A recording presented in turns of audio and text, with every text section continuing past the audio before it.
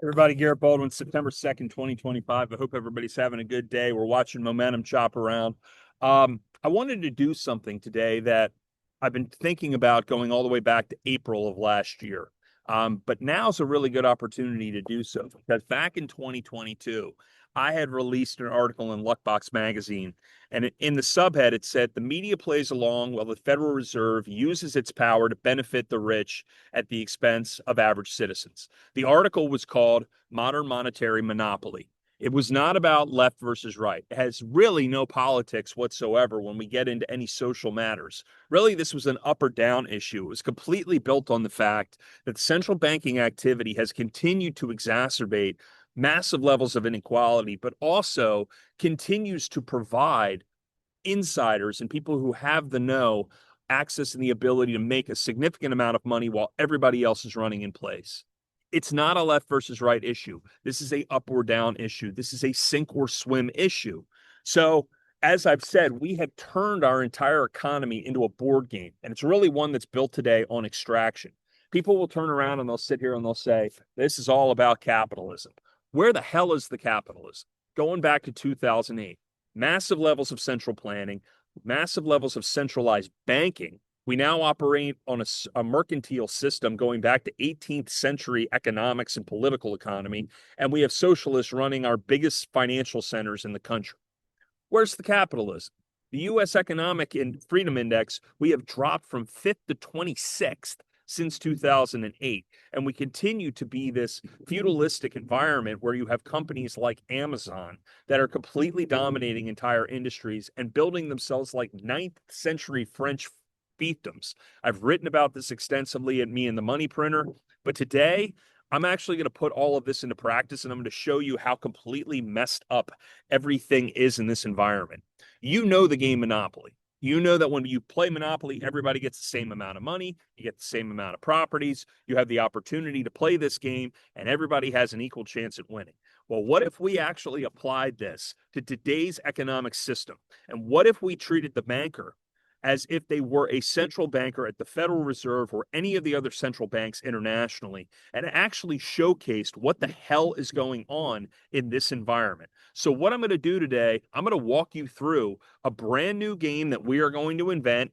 We've created it from scratch, and it's going to provide you with a full understanding of where the hell we are today in this economy. Welcome to the Jerome Powell 2025 Jerome Powell edition of Monopoly, where modern monetary theory becomes the damn board game. Now, as I said, we have an economy today that is based heavily on extraction. And when we ultimately combine monopoly with modern monetary theory and the way that the central bank and the Treasury Department have behaved, at least since 2017, but definitely since 2008, it basically gives you an environment where the rules constantly change mid game. As I explained over the weekend while looking through the BIS, the Fed is not independent. It's not independent to the U.S. It's beholden to other international banks and other financial systems. This is in the BIS report, the International Settlements. That is the central bank of central banks, and they are simply stating they've lost control. They don't control financial conditions in the United States anymore. And as a result, it is a new game. It is a way for people who were born on third base to be very, very successful because they know the rules of the game and everybody else is stuck. Again, this is not about left and right. This is about up and down, sink or swim. And that is where we are as we continue to move through this decade. Now, our banker in this game his name's going to be Timbo. He's 8 years old and he's a swell little guy. He will claim that he's independent while he wears a Goldman Sachs t-shirt and a Batman cape. He can't pronounce quantitative easing at all, but he knows how to print money when all of the green and blue properties are under duress. And that's very important. Real quick, again, while this works, rules will change whenever people who own the green properties and the blue properties feel uncomfortable. It's very important to understand that we have to ensure that they are comfortable because they provide liquidity to the system. And it's very important for them to have all that inside information that most investors do not have. This board has been adjusted for inflation, so prices will rise every single lap. We'll dig deeper into that. But very importantly, Whenever you pass go, you only get $200. That never goes up because we are told that wage growth will cause inflation.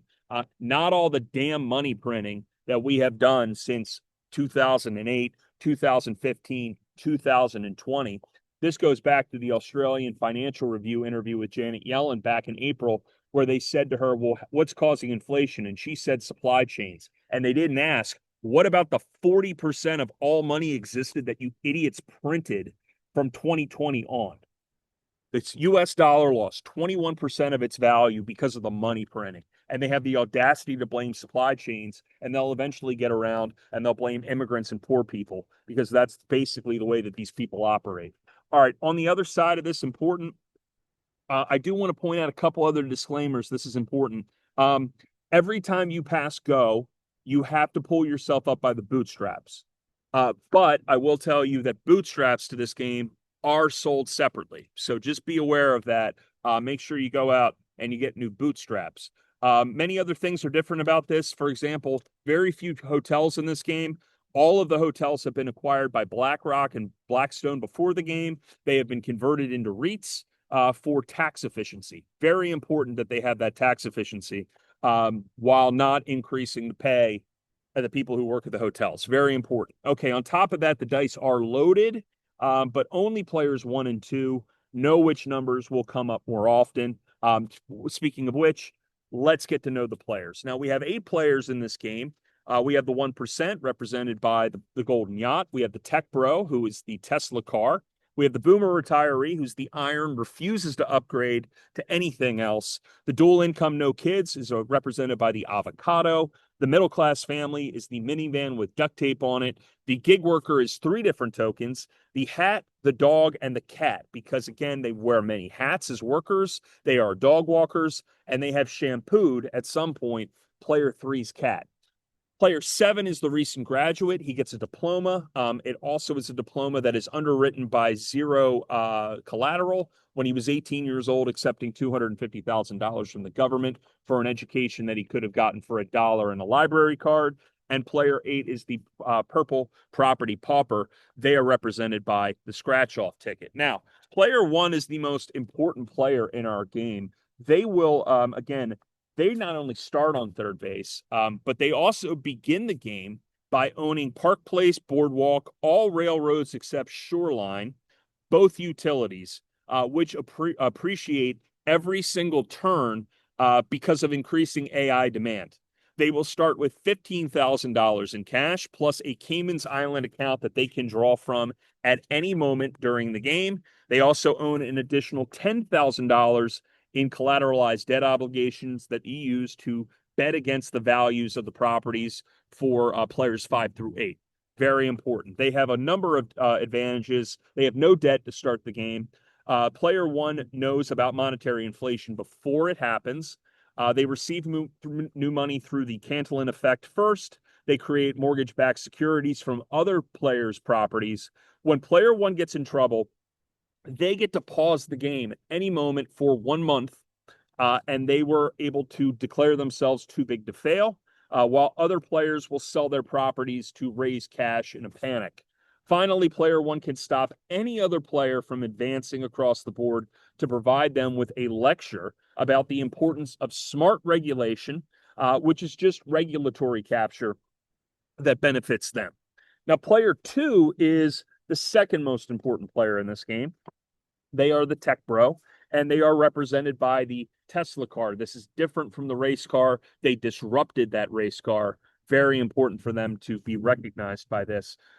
They speculate on the best properties on the board, which can be used to maximize cash flow through arcane partnerships and LLCs that only an AI accountant could actually detect and understand. In addition to that, very important, they own the AI accounting software, and they have deployed it on behalf of their preferred politicians to gain favor as well as to undermine their political opponents. This player starts the game owning all 3 of the green properties, which is Pacific, North Carolina, and Pennsylvania. It is essential for these players to constantly remind everybody during the game that their properties are green. even though these properties likely use more electricity than all of the other properties on the board combined. They will start with $5,000 liquid cash. They have $50,000 in unvested stock options. The debt is not known largely because they are offshore. Their lawyers are not taking calls. That is a nice special ability. Additional special abilities contain they know about monetary inflation in advance. They benefit from the Cantillon effect as well. They will receive money every now and then through Player One's reverse repo operations. One of the biggest advantages they have is that they can work remotely, which means they can collect $200 from anywhere on the board. Additionally, every property that they acquire becomes an Airbnb rental, which is important because they will always charge an extra cleaning fee that they will pocket, but never actually clean the place. Finally, they received 3 chances during the game to pivot back to AI, which means they get to go back to the go spot and collect $200 from Player One's investment fund. Player 3 is the Boomer. And again, they refuse to upgrade from the original Iron. They start the game with the 3 red properties, which they bought in 1975 for $12. They start with $3,500 and a pension that no one else will ever see in this game. They have no starting debt because they paid off all their properties in 1987. These players are locked in at 1978 tax rates. Very important. They will also collect Social Security whenever they go to the Go Square, but they will never thank anyone else on the board for enabling them to collect that Social Security. That's important, especially the gig worker who's number 6, who is effectively double backing and paying 2 Social Securities and funding that Boomer's Social Security payment. Another huge benefit, though, is that they are allowed to provide predatory credit to eliminated players. They can also bore players. This is another big ability. They can bore other players into submission with stories about housing prices and lectures about interest rates from the 1970s. Player 4 is dual income, no kids. They are called dinks. They are represented by the avocado. They're very health conscious and see raising a child in today's economic times being a form of financial masochism without abundant resources. They would rather eat avocado toast at any given moment. They will start with $2,000. It would have been more, but they're constantly eating out at Uber Eats. Their starting debt is $500 with a lifestyle creep on credit cards at around a 25% APR. Their special abilities are they get to skip all school tax and child support penalties. That said, they are heavily impacted by inflationary components of this game and must pay $300 per round in lifestyle creep.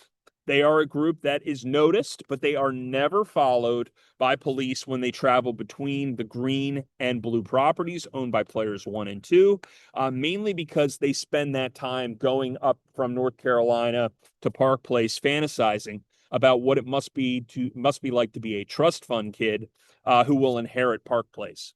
Very important. All right, the middle class family is number 5, and they are a minivan that has been held together by duct tape. The middle class family starts with 1 orange property, Tennessee Avenue, and it is heavily mortgaged. They have 2 children. They are relying on Pell Grants and in-state college tuition. They tell their children to get a job working with their hands, but one of their daughters will constantly ignore this the whole time, saying that she wants to study interpretive dance, and they have not figured out the right words nor have the courage to tell their children not to do that. Starting cash will be $800. Starting debt will be $1,000 for mortgage, credit cards, and a car loan. Their starting assets, again, are the orange Tennessee Avenue, which is heavily mortgaged. Their special ability is very unique. Their special ability is that they get to pay for everyone else's special abilities. They lose $150 every time they pass go for child care and health care. And police will follow them between the green and blue properties as well, but they only stop them because the back right tail light on the minivan has been out for about 4 months. Player 6 is the gig worker. They have 3 tokens. We talked about that, the hat, the dog, and the cat, because again, the hat represents the many hats they wear, the Scotty dog, because they spend Saturdays walking player 2's dog, and the cat because they have personally shampooed player 3's cat in their lifetime. The gig hustler owns a home on Connecticut Avenue and rents out one room on Airbnb to help afford that mortgage. But they are also very hyper paranoid about taxes and ensuring they properly meet all of the fees and comply with regulations. They'll start with $500, $400 in cash. They have starting debt of $800 from personal loans due to a fintech innovation that went wrong. In addition, their special abilities are they get to roll the dice, three dice, not two dice, three dice, but they can only move based on what the lowest dice is. So if they roll three sixes, they get to do 1 6 move. If they roll a 6, a 2, and a 2, they only move 2. If they roll 2 6s and a 1, they only advance 1 square. They don't receive any additional benefits, and they are required to pay double for their medical emergencies. In addition, since they aren't W-2 employees, they must pay double taxes due to the both siding on Social Security and Medicare. And again, they are helping to prop up player 3. They are followed by police between the group green and blue properties, but the police usually realize that they've arrived at Park Place to drop off food via DoorDash for player 1's children while player 1 is out of town. Player 7 is the college graduate, and he's a nice little boy. He starts with no properties. He is currently working an unpaid internship for player 1 for experience. And every turn, he gets to ask player 1 for a job recommendation, but that job recommendation never quite materializes during this game. His diploma is literally, his token is literally made out of a diploma made on a loan agreement that he signed at 18 with no collateral. He starts with $200, a nice little gift from grandmother, $1,500 in student loans at 8% interest that compounds monthly. Starting assets, well, nothing, right? It's an unpaid internship. That's about it. His special abilities are he pays $300 in student loans before collecting $200 when he hits go. He is also followed by police between green and blue properties, and he has been arrested twice for being drunk in public and small misdemeanor cannabis possession. Finally, we have player 8, and this is our purple property pauper. The scratch-off lottery ticket is the token. Player 8 owns Mediterranean, but it's been reverse mortgaged twice. Player 3 always tells him every roll to smile more. Very important. Always be told to smile more while playing the game. And again, bootstraps are not included in this game. Player 8 needs to bring their own bootstraps to this game. Starting cash, well, $57.83, all in pennies. Starting debt is $2,000. Payday loans at 400% APR. Starting assets, again, that reverse mortgage. Player 8 must always buy lottery tickets before every single turn. Pays $5 for lottery tickets before rolling. They are the only player that gets to draw from the chance cards, all of which are completely and totally themed around the lottery. And anytime their cash balance drops under $50, they have to pay $35 in overdraft fees, or else they have to sit out 5 or 6 rolls. In addition, very important, they're going to spend a significant amount of their number of turns in jail, waiting for a public defender to attend to their case. Police between the red, green, and blue properties will follow them very closely. Now, the rules of this are actually pretty traditional, right? We have, rules within this game, traditional Monopoly rules. Everybody except player 6 will roll twice and move clockwise around the board. You can buy unowned properties you land on, pay rent on properties owned by others, and build houses when you own all properties in a color group. Hotels, however, have all been purchased by Blackstone and converted to REITs, so players can only build up to 4 houses unless you are player 1 and you know somebody. They can pay off local officials and bank to ensure they can build up to 1 hotel and then engage in a triple net lease back to the Norwegian Sovereign Wealth Fund if they need more cash or money to bet against other people's properties. You still go to jail for rolling 3 doubles in a row, and you still collect $200 for pass and go, minus the very other fees and restrictions and obligations that we have listed. Now, within this Jerome Powell version of Monopoly, every time all players pass go, this signals that a year has passed, and it means that all prices have increased by 8.5%, even though the central banker Timbo will say it's only 2%.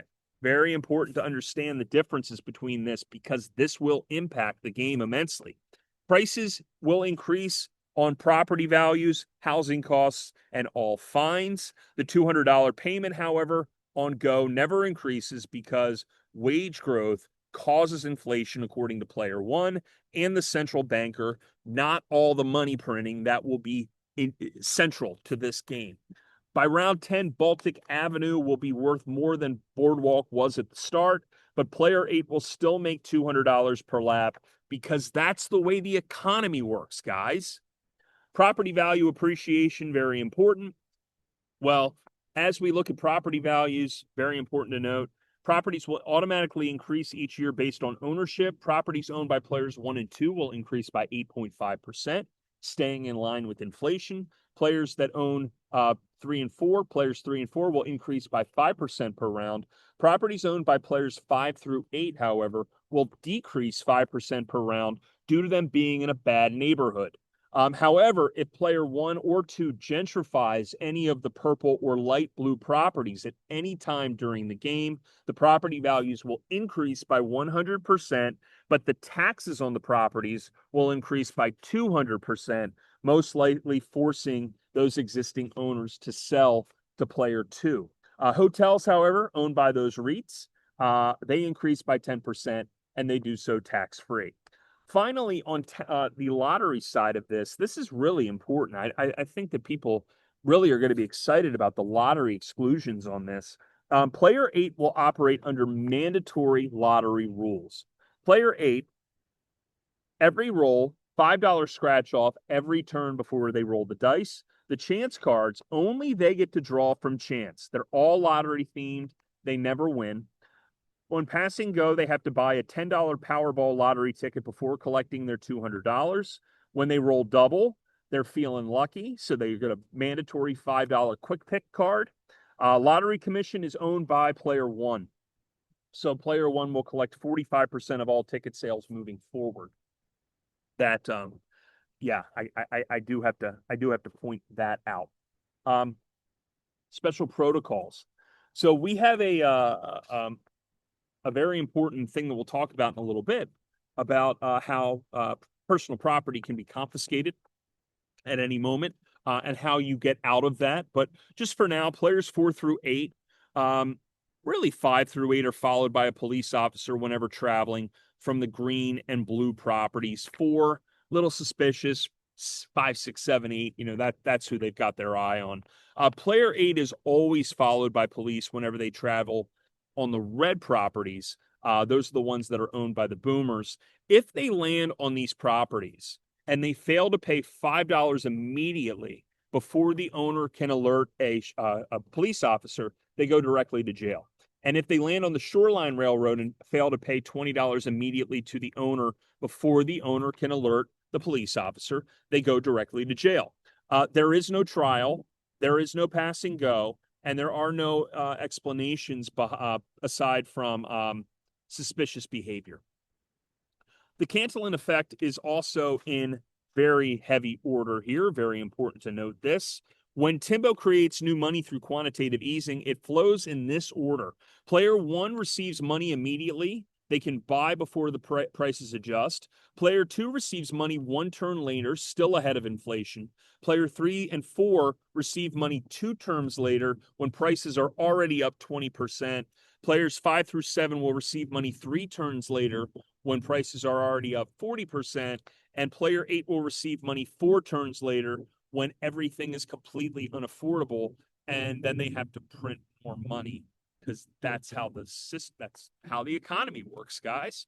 Interest rate mechanics, very important too. Players borrow at different rates based on their creditworthiness. So players 1 and 2 can borrow at 0%, which is the risk-free rate for the risk-free. Player 3 can borrow at 4% because they have good credit from the old days. Players 4 and 5 will borrow at 12%, which is subprime but not completely desperate. Players 6 and 7 will borrow at 24%, largely because of credit cards only.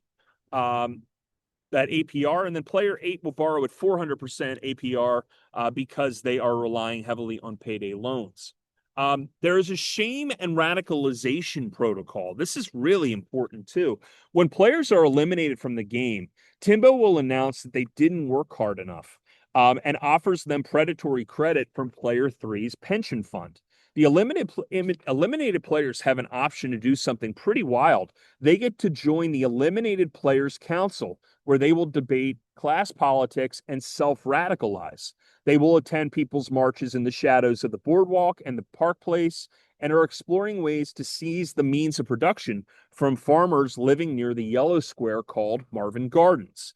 Every 3 turns, they get to return to spray paint Park Place properties and advocate for city-run grocery stores, as well as the conversion of commercial real estate into affordable housing. So a nice little, fun political game that you get to play while playing Monopoly as well, which again, you thought it was just a financial game, but it's really just the embodiment of where we are because of central banking. Oh, how did I forget asset forfeiture? What a fun part of the game. So here's another fun benefit of this game. If players 6, 7, or 8 have more than $500 and are pulled over between the green and blue properties during the turn, these players can choose to have half of their money confiscated, as the investigation will be pending for 2 to 3 more dice turns. If they choose not to forfeit half, all of their money will be confiscated due to suspicious behavior. Player 8 will only get their money back if they roll 11 4 times in a row. The odds of that are 1 in 105,000. Player 7 will get their money back if they roll 11 3 times in a row, which is 1 in 5,832. And player 6 will get all of their money back if they roll 11 2 times in a row. Still the odds of that, 1 in 324. Nice other little benefit to help, really give you a representation of where we sit today. These players must all pay their legal fees once they reacquire their assets, and they do not accrue any interest for any of those funds. This is just basic financial law, right? Right?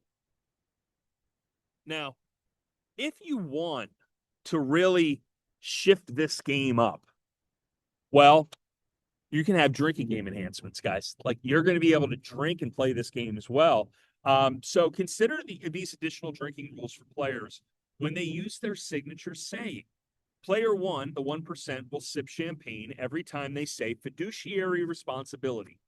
Player 2, the tech bro, will take a shot of craft IPA when they say the word disrupting. Player 3, the boomer, will drink Bud Light when they say, when I bought my first house. Player 4, the dig, will sip an $18 craft cocktail when they mention their work-life balance. Player 5, the middle class, will drink box wine every time they have to say, we can't afford that. Player 6, the gig worker, will chug Red Bull and vodka when they say, I have another job after this. Player 7, the graduate, will chug Natty Light when they say, entry level requires 5 years experience. And player 8, our purple property pauper, will drink MD 2020 when they say next paycheck or float me until Friday. Now, the game gets even more exciting when you start to talk about the monetary mechanics that are part of this game. And again, this is all about understanding the broader economics that we operate in as a society. And I want to infuse this into the Jerome Powell special edition of Monopoly. Jerome Powell Monopoly Edition contains several additional features that bring the experience of today's modern monetary policies home to you. So, first, we have quantitative easing events.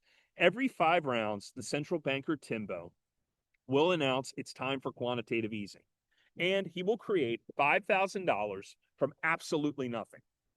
The distribution will follow the Cantillon effect that we've talked about. Player 1 will receive $2,500 immediately to deploy right before inflation takes place. Player 2 will receive $1,500 1 turn later, but still beating the inflation curve. Player 3 and 4 will split $500 2 turns later when prices have already jumped. Player 5 through 7 will share $250 3 turns later amid 40% inflation.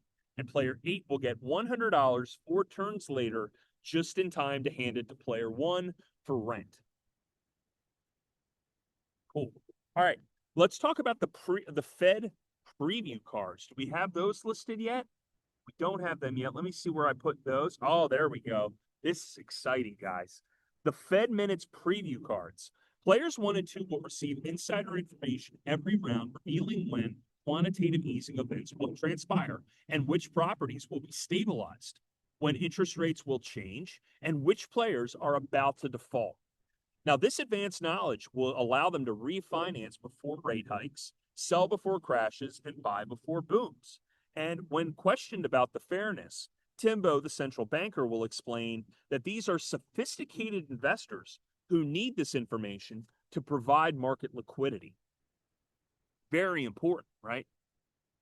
Okay, so you have that. Then we have bank lending facilities. We want to talk a little bit about that. I'm looking to see where I put all of this stuff. I know it's in here somewhere, but we'll give you access to this because, again, it's all about learning the rules before you play. You want to make sure that you know what's going on. There will be an emergency railroad stabilization program, guys. This is exciting too. You really want to understand something cool, something really different. We got to really dig into this one because, once again, the emergency stabilization for the banks, what we're looking at here, I think it's really something different. Hold on, I'm trying to adjust my screen, but for some reason it just doesn't want to do that. All right, so let's see, share screens. Okay, cool. All right, now we're going to stop share. There we go. All right, let's talk about this real quick. All right. The Fed Minute Preview and the banking lending facilities. The Emergency Railroad Stabilization Program will activate whenever any railroad faces distress. Timbo will create $1,000 to maintain transportation infrastructure, and with 80% of those costs going directly to player 1, who owns 3 of the railroads, and 20% of the administrative costs will go right to Timbo's piggy bank. Other players will pay for this through immediate 10% inflation on all goods and services. Guys, this is exciting finance, and you get to play it every single day simply by playing the Jerome Powell Special Edition Monopoly game. There's also reverse repo operations, guys. Players 1 and 2 can park unlimited funds at 5.5% risk-free interest with Timbo, then borrow that same money back at 1% because they are primary dealers. Then they can borrow, they can lend that money, that 1% that they borrowed back, they can lend that money to players 5 through 8 at a rate of 29.99% APR, a spread that Timbo calls risk-adjusted pricing. Now, using these profits, players 1 and 2 can then leverage to 10-1 to buy more properties. And if these leverage bets fail, they will receive emergency bailouts because they are deemed systemically important. What a great game. Now, we also have CDOs, and it's important to have collateralized debt obligations. Player 1 will start with $10,000 in CDOs, betting against the properties of players 5 through 8. And here's how this process will work. This is really, really wild to see. Okay, got kids running around. First off, player 1 will bundle player 8's defaulting Mediterranean mortgage with player 6's underwater Connecticut Avenue property and player 7's student loans. Timbo will then rate this toxic waste AAA in exchange for a Snickers bar. Player 1 will then sell it to player 3's pension fund while simultaneously betting against it with credit default swaps. When this all inevitably fails, player 1 will collect insurance money and receive a bailout for providing market-making services. Very exciting game. All right, now let's keep going with this because there's another benefit of this game, guys, and it's really cool. It's called the Tokyo split screen. So every 10 rounds, Timbo will pause his FaceTime and FaceTime his counterpart, a kid named Koji, who's 8 years old, whose father owns the Japanese boardwalk.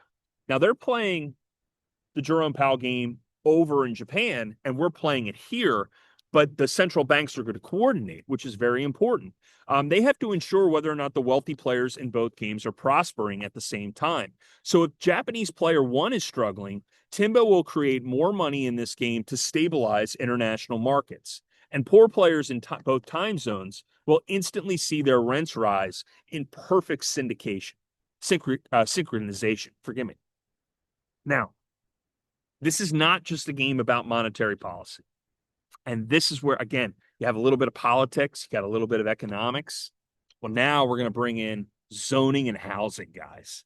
We're going to really ramp this up and show you that we're going to have all of the benefits of the American economy in one single board game.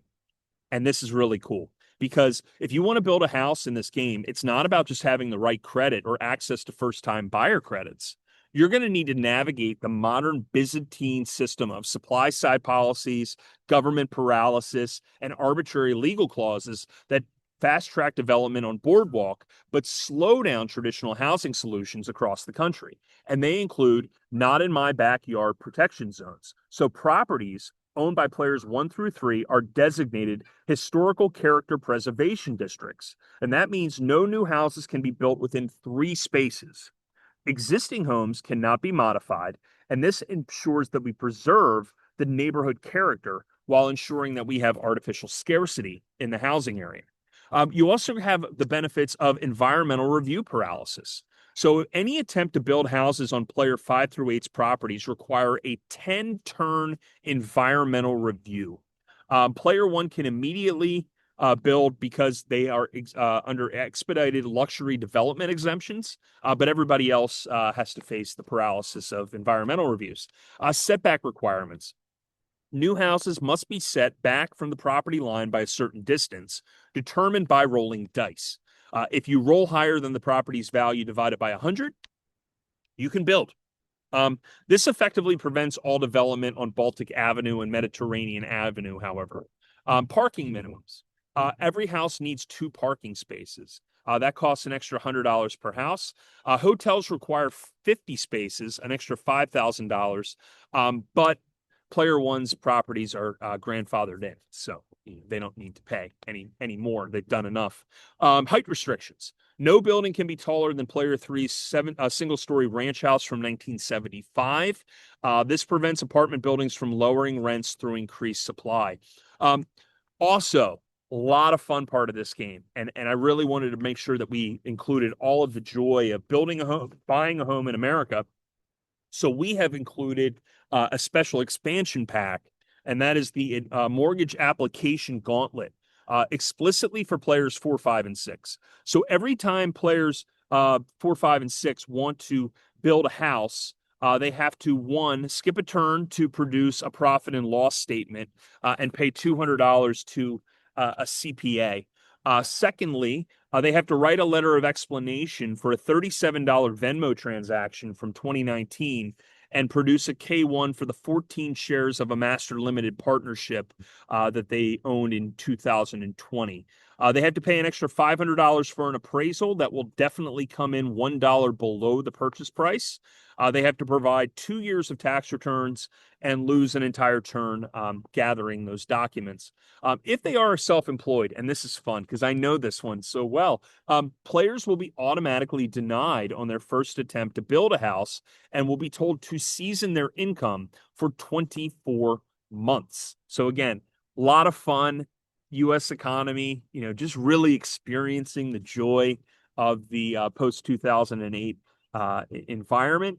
Those self-employed people have to go around the board 2 more times before attempting to build another house, but they must go through the entire process of reapplying and will lose another turn if their previous year's income is lower than their income from 2 years ago.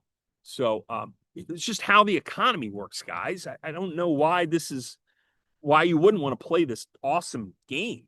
Card decks, community chest, and chance. Institutional manipulation and false hope are the hallmarks of Jerome Powell Monopoly.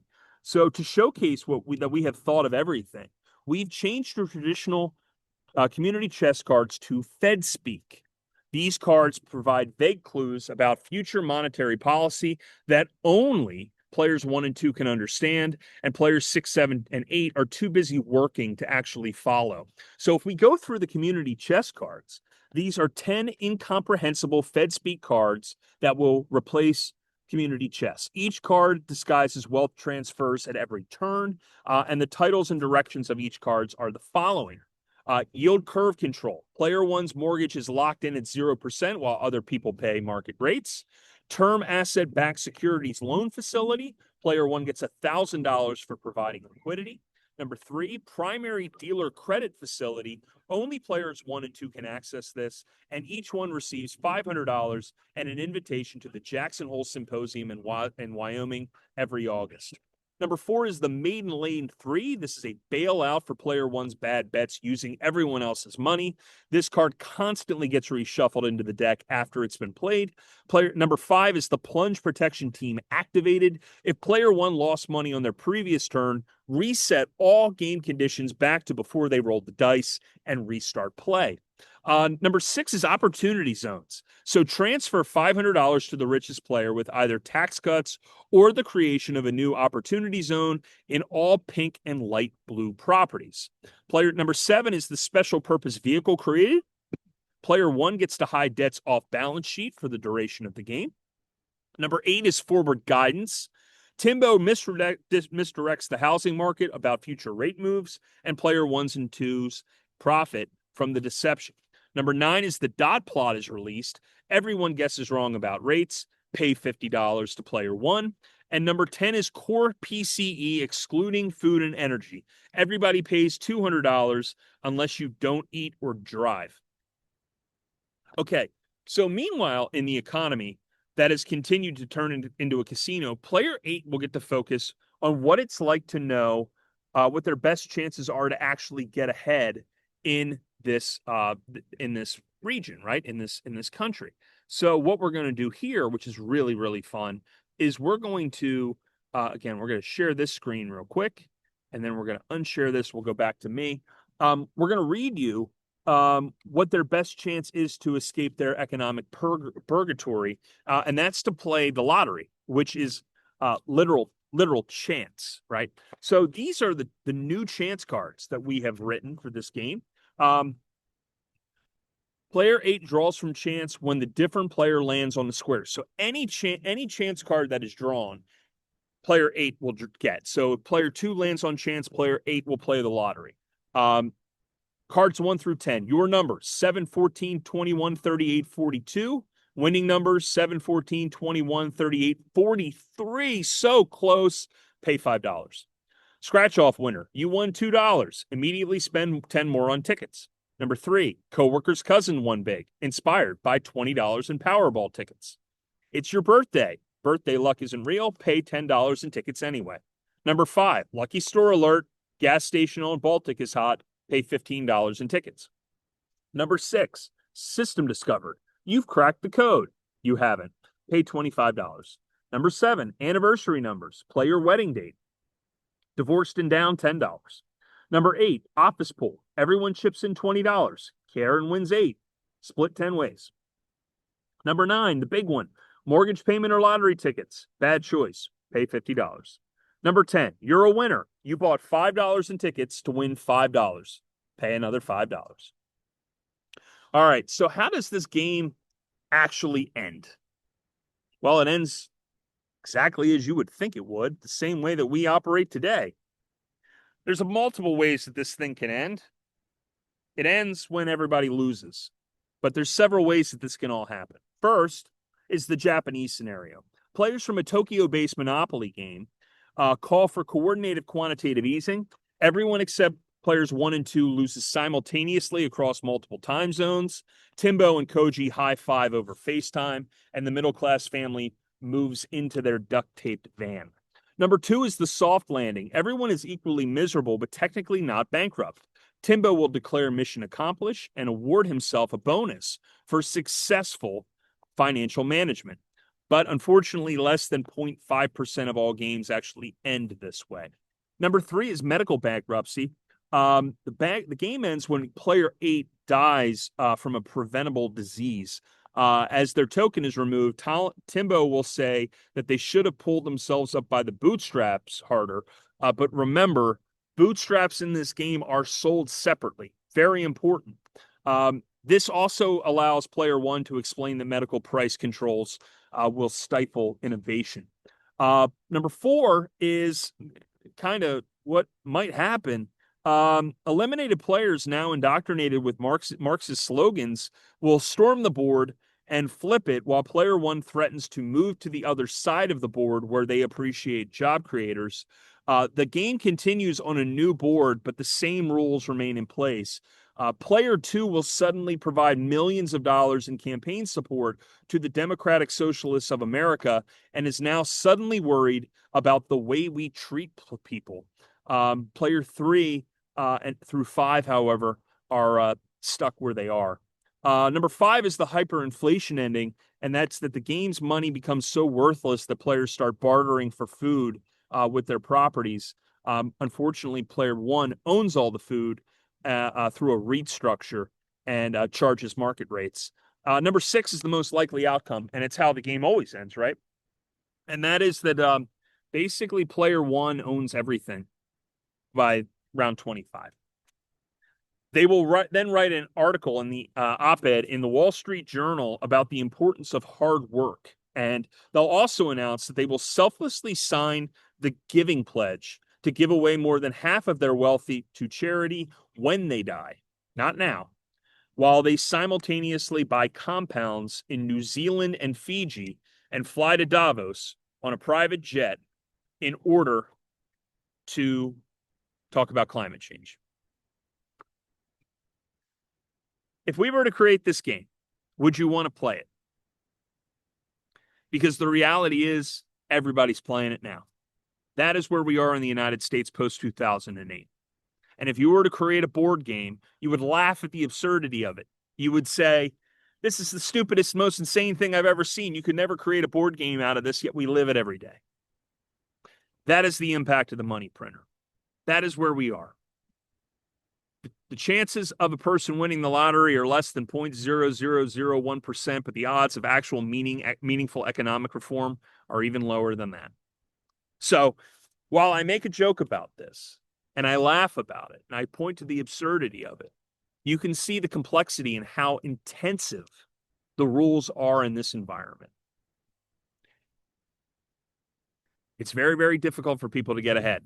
75% of people in a new 70 to 75% of Americans in a recent poll said the American dream is dead. And what I will tell you, very simply, is that what we have is not capitalism. Monopoly was always supposed to be a critique of capitalism. Well, my version is a critique of the status quo, and that is monetary policy leading everything. People focusing on which bureaucrat is going to blink first. Capitalism was killed in 2008, and where we are now is not capitalism. If you can prove to me and show to me somewhere that we have a capitalist structure, I am all for it. But the reality is the feudalism of the Magnificent Seven stocks, the ongoing oligopoly and duopolies that exist in this country, the regulatory reviews that have been part of the system going back to 1993, the monetary policies that were put in place on inflation targeting without Americans ever being informed for 17 years, the supply side policies that basically put government in deciding what can go where and how, the impact of passive investing in 1993, the impact of Cuomo on the housing market, the impact of Rubin on the financial system, all of these things that transpired in the 1990s. And I'm telling you, people are going to blame capitalism. That's not right. As always, I say this, we're going to figure it out. We're going to continue to protect ourselves and build portfolios that are aligned with making money and protecting ourselves in this new environment. I will continue to do this selflessly every single day. I hope you got a little bit of laughs out of this, but again, a little bit of sobriety about what reality looks like in the post-2008 world. And as always, everybody, stay positive.